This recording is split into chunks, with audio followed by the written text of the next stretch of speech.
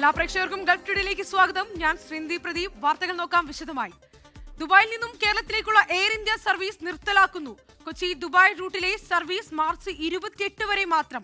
March 29 മുതൽ air ഇന്ത്യക്ക് പകരം എയർ ഇന്ത്യ എക്സ്പ്രസ് സർവീസ് നടത്തും. സൗജന്യ ഭക്ഷണവും അധിക ബാഗേജും ഉണ്ടാകില്ല.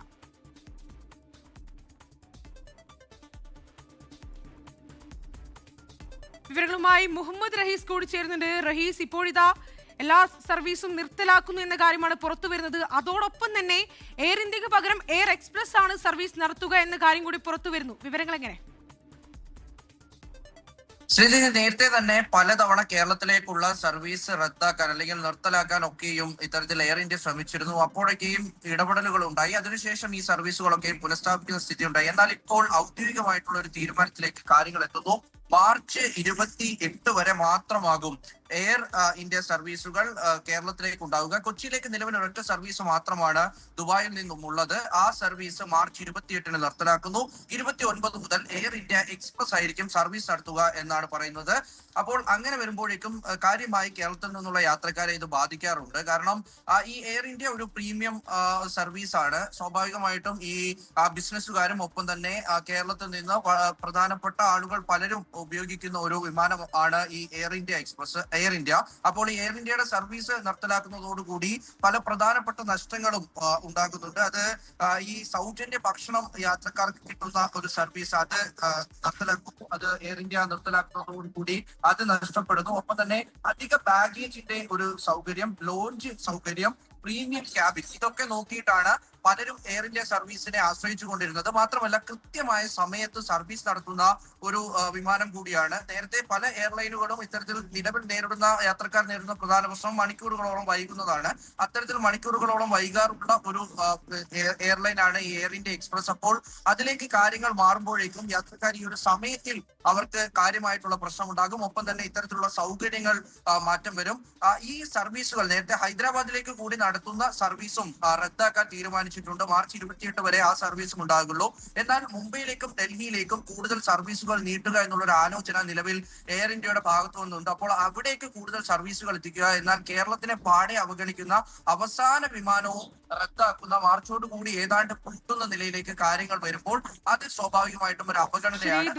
കേരളത്തിലേക്കുള്ള എയർ ഇന്ത്യ സർവീസ് നിർത്തലാക്കുന്നു. കൊച്ചി ദുബായ് റൂട്ടിലെ സർവീസ് മാർച്ച് 28 വരെ മാത്രമാണ് ഉണ്ടാവുക. മുഹമ്മദ് റഹീസാണ് ദുബായിൽ നിന്നും വാർത്തയുടെ വിവരങ്ങൾ നൽകിയത്. സൗദി അറേബ്യയുടെ ടൂറിസം മേഖലയിൽ വൻ വളർച്ച. ആഭ്യന്തര അന്തർദേശീയ തലങ്ങളിൽ നിന്നായി 12 കോടിയിലധികം സഞ്ചാരികളാണ് കഴിഞ്ഞ വർഷം രാജ്യത്തെത്തിയത്. വിഷൻ 2030 ലക്ഷ്യങ്ങൾക്കരികിലേക്ക് രാജ്യം അതിവേഗം കുതിക്കുന്നു എന്നതിന്റെ സൂചനയാണ് ഇതെന്ന് ടൂറിസം മന്ത്രാലയം വ്യക്തമാക്കി. സൗദിയെ ലോകത്തെ പ്രധാന ടൂറിസ്റ്റ് കേന്ദ്രമാക്കി മാറ്റുക എന്ന ലക്ഷ്യത്തോടെയുള്ള പദ്ധതികൾ വലിയ വിജയമാകുന്നു എന്നാണ് ഏറ്റവും പുതിയ കണക്കുകൾ വ്യക്തമാക്കുന്നത്. 2025 മാത്രം 300 ബില്യൺ സൗദി റിയാലാണ് ടൂറിസം മേഖലയിലൂടെ രാജ്യത്തിന് ലഭിച്ച വരുമാനം. 2024 അപേക്ഷിച്ച് വരുമാനത്തിൽ 6%, സഞ്ചാരികളുടെ എണ്ണത്തിൽ 5% വർധനവ് രേഖപ്പെടുത്തി. നിയമപരമായ പരിഷ്കാരങ്ങൾ, അടിസ്ഥാന സൗകര്യ വികസനം, വിപുലമായ നിക്ഷേപങ്ങൾ എന്നിവയാണ് ഈ വിജയത്തിന് പിന്നിൽ. വിനോദം, സംസ്കാരം, പ്രകൃതി ഭംഗി, ബിസിനസ് ടൂറിസം എന്നിങ്ങനെ വിവിധ മേഖലകളെ ഏകോപിപ്പിച്ചുകൊണ്ടുള്ള പ്രവർത്തനങ്ങൾ സഞ്ചാരികളെ ആകർഷിക്കുന്നതിൽ പ്രധാന പങ്ക് വഹിച്ചു. ലൈസൻസിംഗ് നടപടികൾ ലളിതമാക്കിയതും വിദേശ നിക്ഷേപകർക്ക് നൽകുന്ന പിന്തുണയും ഈ മേഖലയ്ക്ക് കരുത്തേകിയതായാണ് വിലയിരുത്തൽ. GDPയിൽ ടൂറിസം വിഹിതം 10% ഉയർത്താനാണ് സൗദി ലക്ഷ്യമിടുന്നത്. ഇതിനായി വരും വർഷങ്ങളിലും കൂടുതൽ പരിപാടികളും പ്രൊമോഷനുകളും മന്ത്രാലയം ആസൂത്രണം ചെയ്യുന്നുണ്ട്. 12.2 കോടിയിലേറെ വിനോദസഞ്ചാരികളാണ് 2025 സൗദിയിലെത്തിയത്. സൗദി വിഷൻ 2030 ഭാഗമായി വർഷം തോറും 150 ദശലക്ഷം ടൂറിസ്റ്റുകളാണ് ലക്ഷ്യം. 24 ജിദ്ദ. സൗദി അറേബ്യയിലെ വിനോദസഞ്ചാര മേഖലയിൽ സേവന നിലവാരം മെച്ചപ്പെടുത്താനും സഞ്ചാരികളുടെ അവകാശങ്ങൾ സംരക്ഷിക്കാനുമായി ടൂറിസം മന്ത്രാലയം പുതിയ നിയമങ്ങൾ പ്രഖ്യാപിച്ചു. ട്രാവൽ ഏജൻസികൾക്ക് ലൈസൻസ് ലഭിക്കുന്നത് 20 ലക്ഷം റിയാൽ വരെ ഗ്യാരണ്ടി നിർബന്ധമാക്കുന്നതാണ് പുതിയ ഭേദഗതിയിലെ പ്രധാന മാറ്റം. സേവനങ്ങളിൽ വീഴ്ച വരുത്തുന്ന ഏജൻസികളിൽ നിന്ന് സഞ്ചാരികൾക്ക് ഉടനടി നഷ്ടപരിഹാരം ലഭിക്കുന്നതാണ് പുതിയ നിയമം. വിഷൻ 2030 ഭാഗമായി വിനോദസഞ്ചാര മേഖലയെ രാജ്യാന്തര നിലവാരത്തിലേക്ക് ഉയർത്താനാണ് മന്ത്രാലയത്തിന്റെ ലക്ഷ്യം. പുതിയ കരട് നിയമപ്രകാരം ടൂറിസം ലൈസൻസിനായി അപേക്ഷിക്കുന്നവർ 20 ലക്ഷം റിയാൽ ബാങ്ക് ഗ്യാരണ്ടിയോ ഇൻഷുറൻസ് രേഖയോ സമർപ്പിക്കണം. പരാതികൾ ഉണ്ടാകുന്ന സാഹചര്യത്തിൽ സഞ്ചാരികൾക്ക് നഷ്ടപരിഹാരം നൽകാനും പിഴകൾ ഈടാക്കാനും ഈ തുക വിനിയോഗിക്കും. സേവനങ്ങളിൽ തടസ്സം നേരിട്ടാൽ അത് മന്ത്രാലയത്തെ അറിയിച്ച് 24 മണിക്കൂറിനുള്ളിൽ തന്നെ സഞ്ചാരികൾക്ക് പണം തിരികെ നൽകണമെന്ന് നിയമം അനുശാസിക്കുന്നു. ലൈസൻസ് ഫീസുകളിലും മന്ത്രാലയം പുതിയ ഘടന കൊണ്ടുവന്നു. General travel and tourism service ലൈസൻസിന് 5 വർഷത്തേക്ക് 28,000 റിയാലാണ് ഫീസ്. ട്രാവൽ ആൻഡ് ടൂറിസം ഏജൻസി വിഭാഗത്തിന് ഇതേ കാലയളവിലേക്ക് 14,000 റിയാൽ നൽകണം. എന്നാൽ 1 വർഷം മുതൽ കാലാവധിയുള്ള ലൈസൻസുകൾ എടുക്കാനും സൗകര്യമുണ്ട്. അനധികൃതമായി പ്രവർത്തിക്കുന്ന സ്ഥാപനങ്ങൾക്കും അയാട്ട നമ്പരുകൾ നിയമവിരുദ്ധമായി ഉപയോഗിക്കുന്നവർക്കുമെതിരെ കർശന നടപടിയുണ്ടാകും. താമസ സൗകര്യങ്ങളിൽ വൈദ്യുതിയോ വെള്ളമോ 2 മണിക്കൂറിൽ കൂടുതൽ തടസ്സപ്പെട്ടാൽ പണം തിരികെ നൽകുകയോ പകരം സംവിധാനം ഒരുക്കുകയോ വേണം. ഓരോ 25 വിനോദസഞ്ചാരികൾക്കും ഒരു ലൈസൻസ് ഉള്ള ടൂറിസ്റ്റ് ഗൈഡ് നിർബന്ധമാണ്. വിദേശികളായ വിദഗ്ധ തൊഴിലാളികൾക്ക് ഈ മേഖലയിൽ കുറഞ്ഞത് 7 വർഷത്തെ പ്രവൃത്തി പരിചയം വേണം. സഞ്ചാരികളുടെ മുൻകൂർ അനുമതിയില്ലാതെ ക്രെഡിറ്റ് കാർഡുകളിൽ നിന്ന് പണം ഈടാക്കാൻ പാടില്ല. ടൂറിസ്റ്റുകളുടെ തിരിച്ചറിയൽ രേഖകൾ അനാവശ്യമായി കൈവശം വെക്കുന്നത് കുറ്റകരമാണ്. അറബിക്, ഇംഗ്ലീഷ് ഭാഷകളിൽ സേവനങ്ങൾ ലഭ്യമാക്കണമെന്നും 24 മണിക്കൂറും പ്രവർത്തിക്കുന്ന പരാതി പരിഹാര സംവിധാനം വേണമെന്നും പുതിയ ഭേദഗതിയിൽ പറയുന്നു. 24 ജിദ്ദ. സൗദി അറേബ്യയിലെ പള്ളികളിൽ ഉച്ചഭാഷിണികൾ ഉപയോഗിക്കുന്നതുമായി ബന്ധപ്പെട്ട നിയന്ത്രണങ്ങളിൽ മാറ്റമില്ലെന്ന് ഇസ്ലാമിക കാര്യ മന്ത്രാലയം. വരാനിരിക്കുന്ന റമദാൻ മാസത്തിലും ബാങ്കിനും ഇഖാമത്തിനും മാത്രമായിരിക്കും പുറത്തെ സ്പീക്കറുകൾ ഉപയോഗിക്കാൻ അനുമതി നൽകുക. ഇതു സംബന്ധിച്ച് പുതിയ മാർഗനിർദ്ദേശങ്ങൾ പുറത്തിറക്കി. പുണ്യമാസമായ റമദാനെ വരവേൽക്കാൻ രാജ്യം ഒരുങ്ങുന്നതിനിടെയാണ് പള്ളികളിലെ ഉച്ചഭാഷിണി ഉപയോഗം സംബന്ധിച്ച നിലപാട് സൗദി അറേബ്യ വ്യക്തമാക്കിയത്. പള്ളികൾക്ക് പുറത്തുള്ള ഉച്ചഭാഷിണികൾ ബാങ്ക് വിളിക്കാനും ഇഖാമത്തിനുമായി മാത്രമേ ഉപയോഗിക്കാവൂ എന്ന് ഇസ്ലാമിക കാര്യമന്ത്രി ഡോക്ടർ അബ്ദുൽ ലത്തീഫ് ആലു ഷെയ്ഖ് അറിയിച്ചു. നമസ്കാര സമയത്തെ ഖുർആൻ പാരായണമോ മറ്റു പ്രാർത്ഥനകളോ പുറത്തെ സ്പീക്കറുകളിലൂടെ കേൾപ്പിക്കാൻ പാടില്ല. നേരത്തെ പ്രാബല്യത്തിലുള്ള നിയമം റമദാനിലും കർശനമായി തുടരാനാണ് മന്ത്രാലയത്തിന്റെ തീരുമാനം. ഉച്ചഭാഷിണികളുടെ ശബ്ദം പരമാവധി ശേഷിയുടെ 1/3 ഒതുക്കണമെന്നും നിർദ്ദേശമുണ്ട്. ഉമ്മുൽ ഖുറ കലണ്ടർ പ്രകാരം കൃത്യസമയത്ത് ബാങ്ക് വിളിക്കുന്നു എന്ന് ഉറപ്പുവരുത്തണം. ബാങ്കിനും ഇഖാമത്തിനുമിടയിലുള്ള സമയം 15 മിനിറ്റായി നിശ്ചയിച്ചു. തറാവീഹ് നമസ്കാരത്തിൽ ജനങ്ങൾക്ക് ബുദ്ധിമുട്ടില്ലാത്ത രീതിയിലുള്ള ദൈർഘ്യം മാത്രമേ പാടുള്ളൂ. കുനൂത്തിൽ അമിതമായ ദൈർഘ്യമോ വരികളിൽ കൃത്രിമമായ താളക്രമമോ ഒഴിവാക്കണം. പള്ളികൾക്കുള്ളിൽ നമസ്കാര സമയത്ത് ക്യാമറ ഉപയോഗിക്കാൻ പാടില്ല. പള്ളികൾക്കകത്ത് ഇഫ്താർ വിരുന്നുകൾ നടത്തരുത്. പള്ളിമുറ്റങ്ങളിൽ നിശ്ചയിക്കപ്പെട്ട സ്ഥലങ്ങളിൽ മാത്രമേ ഭക്ഷണം നൽകാവൂ. ഇമാമുമാരും മുഅദ്ദിനുമാരും റമദാൻ മാസത്തിൽ കൃത്യമായി ജോലിയിൽ ഹാജരാകണം. അടിയന്തര സാഹചര്യങ്ങളിലല്ലാതെ അവധി അനുവദിക്കില്ല. പള്ളി പരിസരങ്ങളിൽ ഭിക്ഷാടനം അനുവദിക്കില്ല. റമദാനിൽ ഇഅ്തികാഫിരിക്കുന്നവരുടെ വിവരങ്ങൾ ശേഖരിക്കണം. വിദേശികളാണെങ്കിൽ സ്പോൺസറുടെ അനുമതിപത്രം ഉണ്ടായിരിക്കണമെന്നും നിർദ്ദേശമുണ്ട്. റമദാൻ മാസത്തിൽ വിശ്വാസികൾക്ക് മികച്ച രീതിയിൽ ആരാധനകൾ നിർവഹിക്കുന്നതിനുള്ള സൗകര്യങ്ങൾ ഒരുക്കുന്നതിന്റെ ഭാഗമായാണ് ഈ ക്രമീകരണങ്ങൾ. നിർദ്ദേശങ്ങൾ ലംഘിക്കുന്ന പള്ളി ജീവനക്കാർക്കെതിരെ കർശന നടപടിയുണ്ടാകുമെന്നും മന്ത്രാലയം മുന്നറിയിപ്പ് നൽകി. ജലീൽ കണമകലം, 24 ജിദ്ദ. യുഎഇയുടെ ദേശീയ റെയിൽവേ ലൈനായ ഇത്തിഹാദ് റെയിൽ ആദ്യ റൂട്ട് പ്രഖ്യാപിച്ചു. അബുദാബിയിൽ നിന്ന് ദുബായ് വഴി ഫുജൈറയിലേക്കാണ് ആദ്യ യാത്ര. അടുത്തിടെ 7 പുതിയ സ്റ്റേഷനുകൾ കൂടി പ്രഖ്യാപിച്ചിരുന്നു. AICC അധ്യക്ഷൻ മല്ലികാർജുൻ ഖർഗെ, രാഹുൽ ഗാന്ധി എന്നിവരുമായി KPCC അധ്യക്ഷൻ സണ്ണി ജോസഫ്, പ്രതിപക്ഷ നേതാവ് VD സതീശൻ ഉൾപ്പെടെയുള്ള നേതാക്കൾ കൂടിക്കാഴ്ച നടത്തും. വെള്ളിയാഴ്ച ഡൽഹിയിലെത്താനാണ് നേതാക്കൾക്ക് നിർദ്ദേശം. പ്രചാരണ തന്ത്രം, സ്ഥാനാർത്ഥി നിർണയം തുടങ്ങിയവ ചർച്ചയാകും.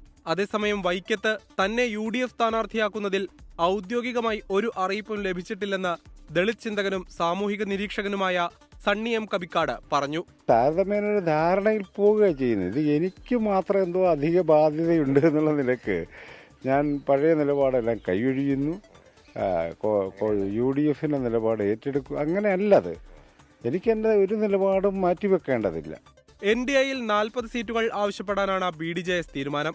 പറവൂരിൽ പ്രതിപക്ഷ നേതാവ് VD സതീശനെതിരെ തുഷാർ വെള്ളാപ്പള്ളിയെ മത്സരിപ്പിക്കാൻ ആലോചനയുണ്ട്. നാളെയാണ് NDA യോഗം. വെള്ളിയാഴ്ച പ്രധാനമന്ത്രി നരേന്ദ്രമോദി തിരുവനന്തപുരത്തെത്തും. ഇതിനിടെ തൃശൂർ മണ്ഡലത്തിൽ UDF വോട്ടുകൾ വെട്ടിമാറ്റാൻ BJP ശ്രമം നടത്തുന്നെന്ന ആരോപണവുമായി DCC അധ്യക്ഷൻ ജോസഫ് ടാജറ്റ് രംഗത്തെത്തി. LDF തുടർഭരണം അർഹിക്കുന്നില്ലെന്നും UDFനോട് ആഭിമുഖ്യമുണ്ടെന്നും ആദിവാസി ഗോത്രമഹാസഭാ നേതാവ് M ഗീതാനന്ദൻ പറഞ്ഞു. 24 തിരുവനന്തപുരം. ഗ്രീൻലാൻഡിനുമേൽ അവകാശം ആവർത്തിച്ച് ഡൊണാൾഡ് ട്രംപ്. സൈനിക ശക്തി ഉപയോഗിക്കാതെ ഗ്രീൻലാൻഡ് നേടിയെടുക്കുമെന്നാണ് ട്രംപിന്റെ അവകാശവാദം. യൂറോപ്യൻ യൂണിയൻ തെറ്റായ വഴിയിൽ സഞ്ചരിക്കുന്നുവെന്നും നാറ്റോയെ സഹായിക്കുന്നതുകൊണ്ട് അമേരിക്കയ്ക്ക് ഗുണമില്ലെന്നും ദാവോസിലെ വേൾഡ് ഇക്കണോമിക് ഫോറത്തിൽ ട്രംപ് പറഞ്ഞു. Greenland, including right title and ownership, because you need the ownership to defend it. You can't defend it on a lease. Number one, legally it's not defensible that way, totally. And number two, psychologically, who the hell wants to defend a license agreement? യുഎഇയുടെ ദേശീയ railway ലൈനായ Etihad rail ആദ്യ root പ്രഖ്യാപിച്ചു. അബുദാബിയിൽ നിന്ന് Dubai വഴി ഫുജൈറയിലേക്കാണ് ആദ്യ യാത്ര. അടുത്തിടെ 7 പുതിയ സ്റ്റേഷനുകൾ കൂടി പ്രഖ്യാപിച്ചിരുന്നു. അബുദാബിയിൽ നിന്ന് 50 മിനിറ്റ് കൊണ്ട് ദുബായ്, 100 മിനിറ്റ് കൊണ്ട് ഫുജൈറ. യുഎഇയിലെ യാത്രക്കാരുടെ സ്വപ്നം സാക്ഷാത്കരിക്കുന്ന പ്രഖ്യാപനമാണ് ഉണ്ടായിരിക്കുന്നത്. പകുതി സമയത്ത് ലക്ഷ്യസ്ഥാനത്തെത്താം. അബുദാബി, ദുബായ്, ഷാർജ, ഫുജൈറ എന്നിവയാണ് എത്തിഹാദ് റെയിലിൻ്റെ പ്രധാന സ്റ്റേഷനുകൾ. ഇതിനു പുറമെ സില, അൽദന്ന, അൽമർഫ, സായിദ് സിറ്റി, മസീറ, അൽഫായ, അൽറദ് എന്നിവിടങ്ങളിലും ട്രെയിൻ നിർത്തും. മാസങ്ങൾക്കുള്ളിൽ പദ്ധതി പ്രാവർത്തികമാകും. മൊത്തം 13 ട്രെയിനുകളാണ് പാസഞ്ചർ സർവീസിനുണ്ടാവുക. അതിൽ 10 നിർമ്മാണം പൂർത്തിയാക്കി രാജ്യത്തെത്തിച്ചു കഴിഞ്ഞു. ഒരു എമിറേറ്റിൽ നിന്ന് മറ്റൊരിടത്തേക്ക് പോകാനുള്ള ഗതാഗത കുരുക്ക് നീക്കാൻ എത്തിഹാദ് സർവീസ് പ്രധാന പങ്ക് വഹിക്കും. പ്രതിവർഷം ഏകദേശം 1 കോടി യാത്രക്കാരെയാണ് റെയിൽവേ പ്രതീക്ഷിക്കുന്നത്. ആകെ 400 സീറ്റുകളാകും ട്രെയിനിലുണ്ടാവുക. വിമാനയാത്രയ്ക്ക് സമാനമായ സൗകര്യങ്ങളാണ് ഒരുക്കിയിരിക്കുന്നത്. ബിസിനസ് ക്ലാസ്സിൽ 16 ഇക്കണോമിക് ക്ലാസ്സിൽ 56 സീറ്റുകളുണ്ടാകും. അത്യാധുനിക ഇന്റീരിയർ സൗകര്യം, വൈഫൈ, ചാർജിംഗ് പ്ലഗുകൾ തുടങ്ങിയവയും ഒരുക്കിയിട്ടുണ്ട്. 24 ദുബായ്. തിരികെ വാർത്തകളിലേക്ക്. ദുബായിലെ പ്രമുഖ ഫോറക്സ് ട്രേഡിംഗ് അക്കാദമിയായ CLT അക്കാദമി പുരസ്കാര നിറവിൽ. ഫോറക്സ് എക്സ്പോയിൽ മെന റീജിയണിലെ മികച്ച ഫോറക്സ് ട്രേഡിംഗ് അക്കാദമിയായി CLT അക്കാദമി തെരഞ്ഞെടുക്കപ്പെട്ടു. 5000-ലധികം പേരാണ് കുറഞ്ഞ കാലയളവിൽ ഇവിടെ ട്രേഡിംഗ് പഠനം പൂർത്തിയാക്കിയത്. 0 നിന്ന് പഠിച്ചു തുടങ്ങാം. അതാണ് CLT അക്കാദമി നൽകുന്ന ഉറപ്പ്. ഫോറക്സ് ട്രേഡിംഗിന്റെ ഓരോ ചലനങ്ങളും സസൂക്ഷ്മം വിലയിരുത്തുന്ന സ്പെഷ്യലൈസ്ഡ് ടീം, ഓരോരുത്തരെയും തൊട്ടറിഞ്ഞ് ട്രേഡിംഗ് കരുക്കൾ നീക്കാൻ പ്രാപ്തരാക്കുന്ന മെന്റർമാർ, ഓൺലൈൻ ഓഫ്ലൈൻ ക്ലാസുകൾ, 24 മണിക്കൂറും ലഭിക്കുന്ന സപ്പോർട്ട്. CLT അക്കാദമിയുടെ കൈപിടിച്ച് ഫോറക്സ് ട്രേഡിൽ വിജയക്കൊടി നാട്ടിയവർ അനേകം. ഇതൊക്കെ കൊണ്ടാണ് ഫോറക്സ് എക്സ്പോയിൽ മെന മേഖലയിലെ മികച്ച അക്കാദമി പട്ടം CLT അക്കാദമി സ്വന്തമാക്കിയത്.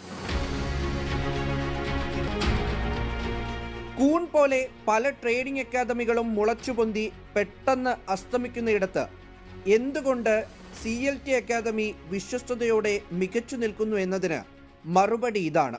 Say it in 2 words. First is our structured mentorship, the way we mentor the people, and second is nothing but our dedication, the way we wanted to evolve as an academy by making sure that we build a community. So we are nothing but, the second motto is community with a code. So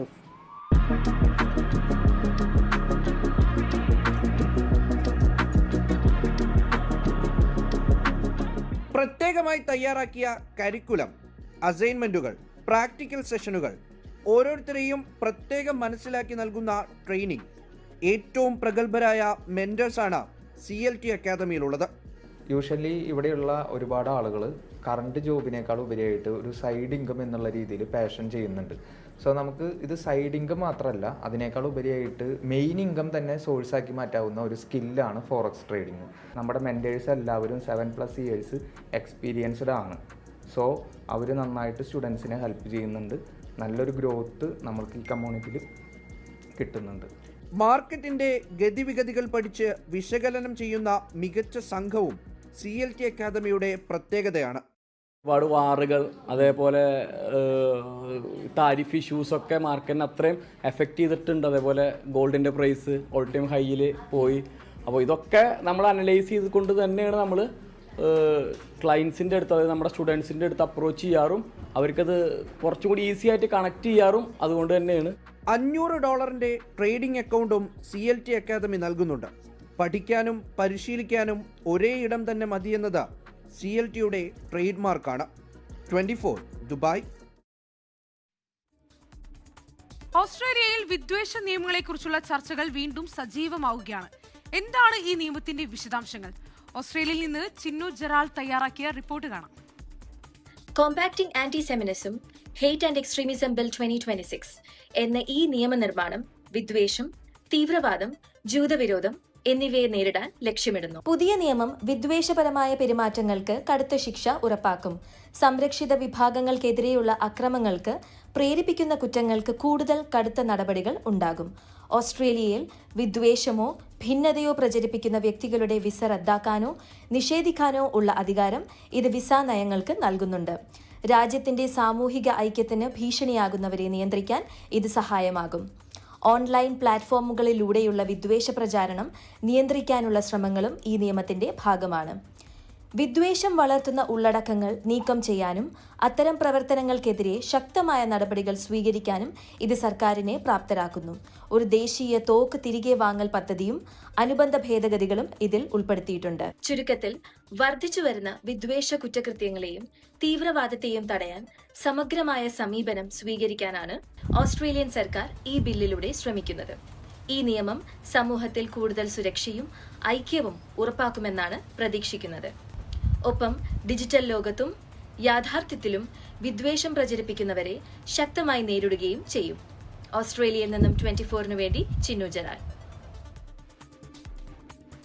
സിഡ്നിയിൽ lockout നിയമങ്ങൾ റദ്ദാക്കുന്നു. നഗരത്തിന്റെ പ്രതാപം വീണ്ടെടുക്കുകയും കൂടുതൽ പേരെ ആകർഷിക്കുകയുമാണ് ലക്ഷ്യം. മാറ്റങ്ങളുടെ വിശദാംശങ്ങളുമായി ഓസ്ട്രേലിയയിൽ നിന്നും ക്രിസ്റ്റീന ബെന്നി തയ്യാറാക്കിയ റിപ്പോർട്ടിലേക്ക്.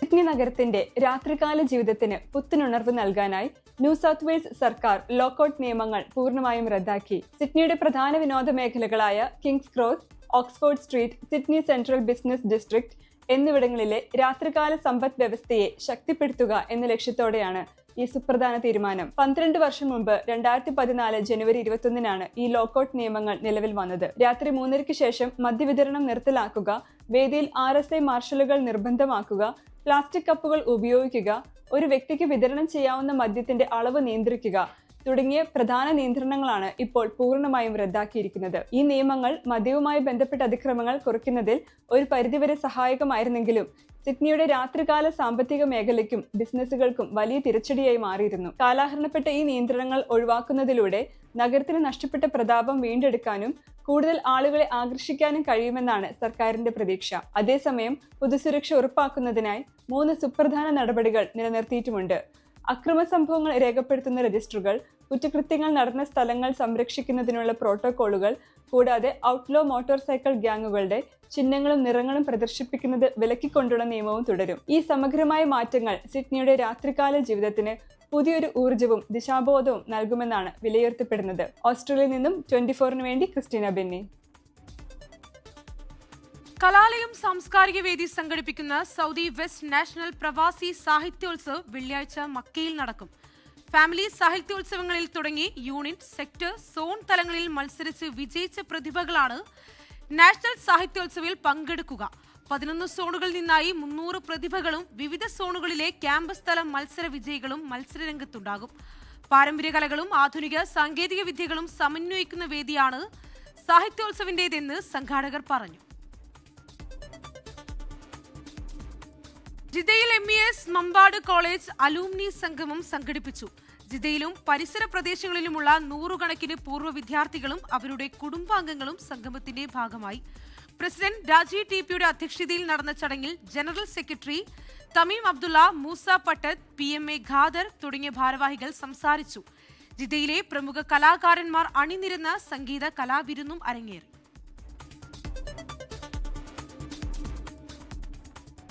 തന്റെ ആദ്യ ചിത്രമായ ചത്ത പച്ചയുടെ എല്ലാ ഘട്ടങ്ങളിലും മോഹൻലാലും ഭാര്യ സുചിത്രയും സഹായിച്ചിട്ടുണ്ടെന്ന് സംവിധായകൻ അദ്വൈത് നായർ. പ്രണവ് മോഹൻലാൽ വലിയ പിന്തുണ നൽകി ചത്ത പച്ചയുടെ ആദ്യ ടിക്കറ്റ് മോഹൻലാൽ ബുക്ക് ചെയ്യുന്ന വീഡിയോ കഴിഞ്ഞ ദിവസം വൈറലായിരുന്നു. ചിത്രത്തിൽ മമ്മൂട്ടി ഉണ്ടോ എന്ന ചോദ്യത്തിന് അതൊരു സർപ്രൈസ് ആയിരിക്കട്ടെ എന്നാണ് സംവിധായകന്റെ മറുപടി. അർജുൻ അശോകൻ, റോഷൻ മാത്യു, വിശാഖ് നായർ, ഇഷാൻ ഷൌക്കത്ത്, ഷിഹാൻ ഷൌക്കത്ത് എന്നിവർ ദുബായിൽ നടന്ന വാർത്താ സമ്മേളനത്തിൽ പങ്കെടുത്തു. ചിത്രം നാളെ തിയേറ്ററുകളിൽ എത്തും.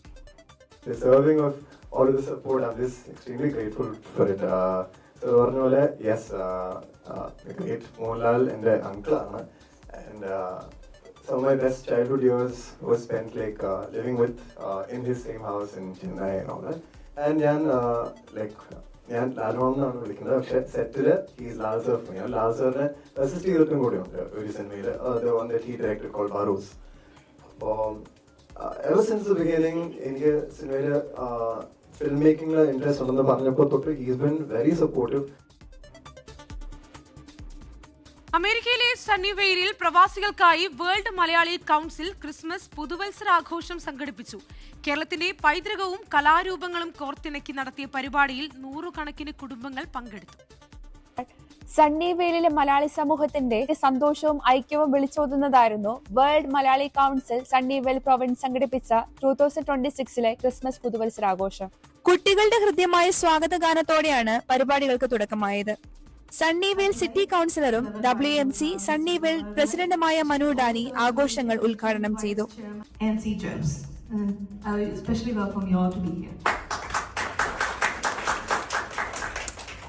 സ്നേഹത്തിന്റെയും ഒത്തൊരുമയുടെയും സന്ദേശം പങ്കുവച്ചുകൊണ്ട് മനു ഡാനി എല്ലാവർക്കും ക്രിസ്മസ് പുതുവത്സര ആശംസകൾ നേർന്നു. തുടർന്ന് നടന്ന ചടങ്ങിൽ WMC global chairman Gopalapillai, American region president Johnson Thellachallur എന്നിവർ മുഖ്യപ്രഭാഷണം നടത്തി. സംഘടനയുടെ വരുംകാല സാമൂഹിക പ്രവർത്തനങ്ങളെക്കുറിച്ചും യുവജന ശാക്തീകരണത്തിൽ പ്രവാസി സംഘടനകൾ വഹിക്കേണ്ട പങ്കിനെക്കുറിച്ചും നേതാക്കൾ സംസാരിച്ചു.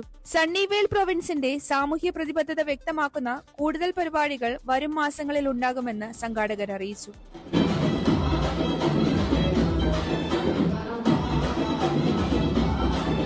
This is Midhu Mamatson signing off from Mexico 24 USA. Gulf today പൂർണ്ണമാവുകയാണ്. എല്ലാ പ്രേക്ഷകർക്കും ശുഭരാത്രി. നമസ്കാരം.